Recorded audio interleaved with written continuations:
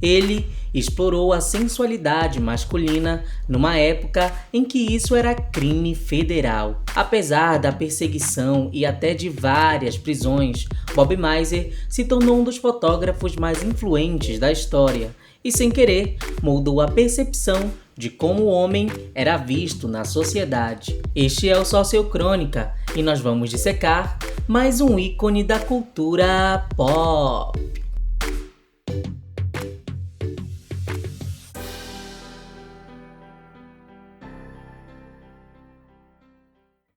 Nascido em 1922, numa cidadezinha dos Estados Unidos, Robert Henry Mizer se mudou para Los Angeles em 1927, ao lado do irmão e da mãe, que logo transformou a casa deles em uma pensão para se sustentarem. Desde cedo, Bob foi uma criança consciente de sua sexualidade e aos 14 já tinha diários onde registrava sua vida dupla, complicada e alguns segredinhos. Isso porque a mãe era conservadora e, apesar de serem amigos, Bob viveu no sigilo até ela morrer. Em 1942, ele se tornou aprendiz de fotógrafo da estrela do cinema mudo Frederick Covert, famosa drag queen de 1920, que havia dado um tempo na carreira para investir na fotografia. É no estúdio de Frederick, em Hollywood, que Bob Mizer não só vai aprender técnicas do ramo, como descobrir que possui o mesmo gosto e aptidão para o negócio. Só tinha um porém. Havia o acordo tácito de que homens nunca tiravam a roupa apenas para serem admirados por sua aparência, conta o escritor Valentin Hooven.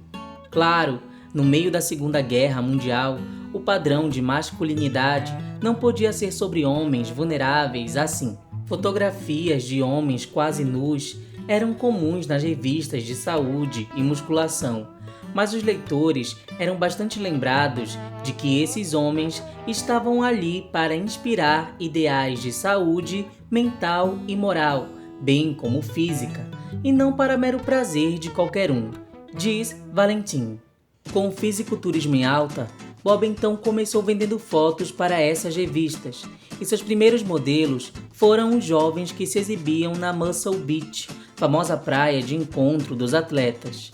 Em 1945, ele abre o próprio estúdio, o AMG, Athletic Model Guild, na sala de sua casa, para reunir esses modelos. Em 1947, porém, Bob foi preso. A caça anticomunista reinava, permitindo que os correios abrissem correspondências se suspeitassem de algo e aplicassem leis de obscenidade da época para denunciar possíveis LGBTs. Por algum motivo, LGBTs e comunistas eram a mesma coisa para o governo, e Bob Mizer ficou detido por 6 meses, já que usava do serviço de correios para vender suas fotos pelo país. Quando é solto, decide então fundar a própria revista.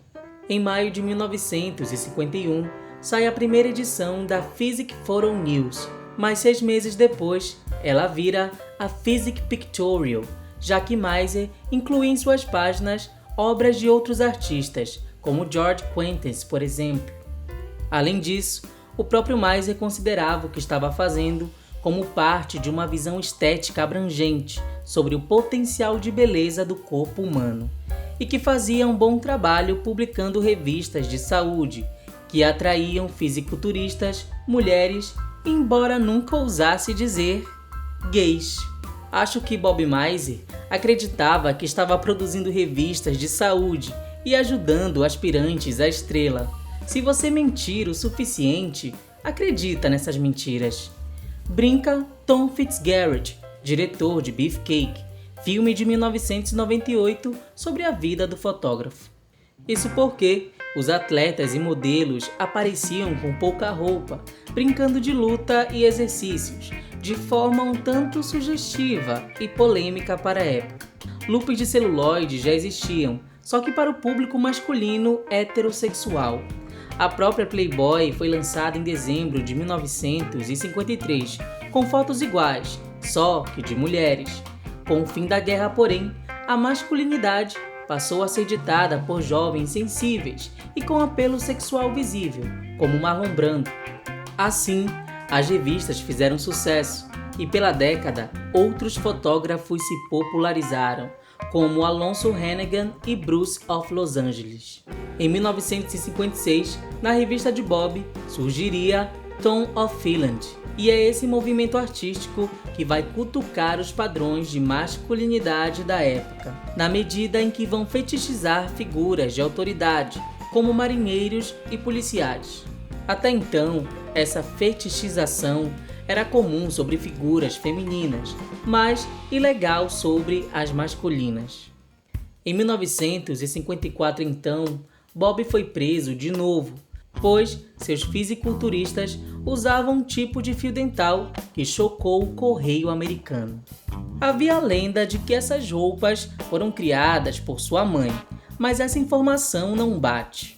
Como mostra uma matéria da Universidade do Sul da Califórnia, até a morte de Delia Meiser em setembro de 1964, Bob era um desconhecido e sua fama só se fortaleceu no final dos anos 60. Não à toa, a primeira fotografia com nu total só apareceu na Physical Pictorial em janeiro de 1969. Um ano antes disso, ele foi preso novamente, agora acusado de dirigir uma rede de prostituição.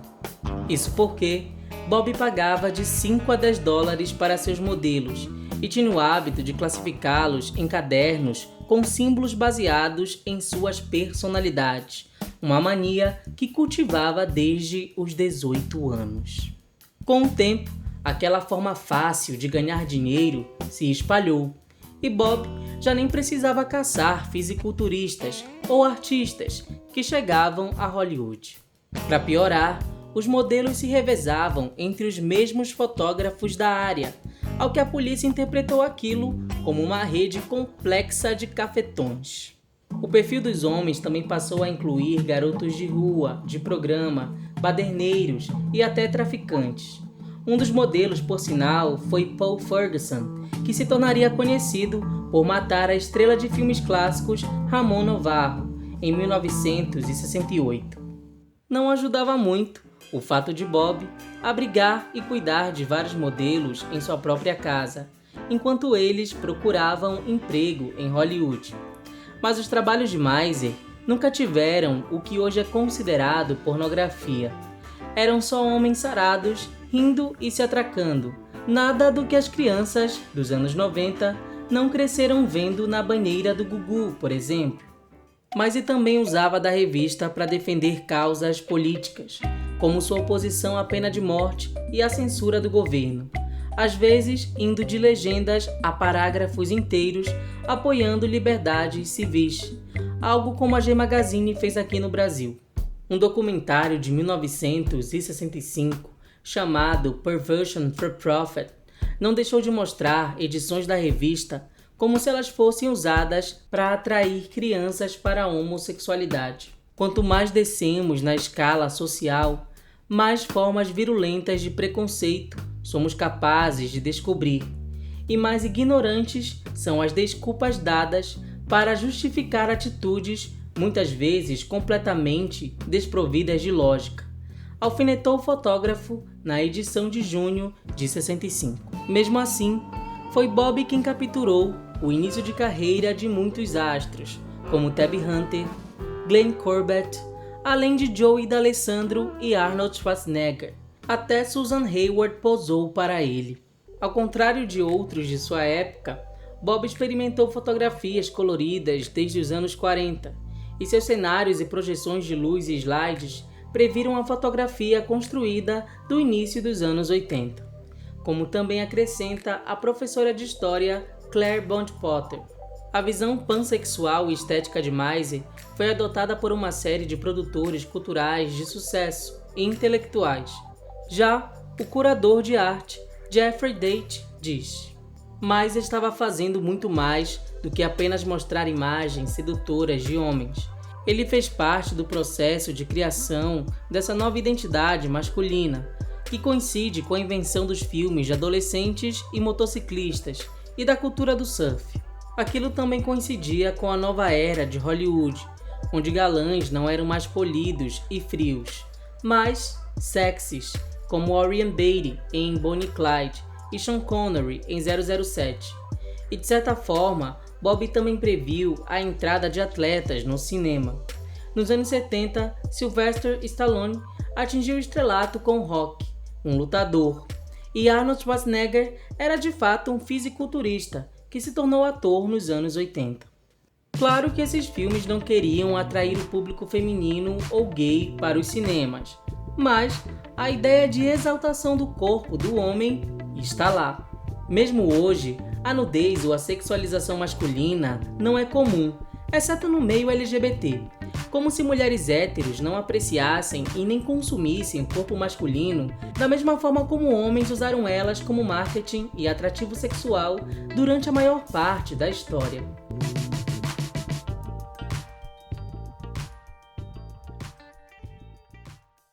Já Bob trabalhou até os últimos dias de sua vida, mesmo sofrendo de insuficiência renal.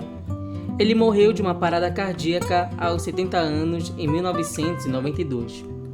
De acordo com a Bob Mizey Foundation, que hoje administra seus bens, Mizey fotografou mais de 10 mil modelos, criou mais de 2 milhões de imagens e produziu 3 mil curtas-metragens. Ele nunca foi considerado um grande artista, e nem ele se dizia artista, mas em uma carta para sua mãe, durante sua primeira prisão, escreveu: "Sinto mais força agora do que nunca, mas esta energia motriz deve ser cuidadosamente refreada e dirigida com sabedoria. Minha ambição é tudo. Prazer, sensações físicas não significam nada comparado a grandes realizações."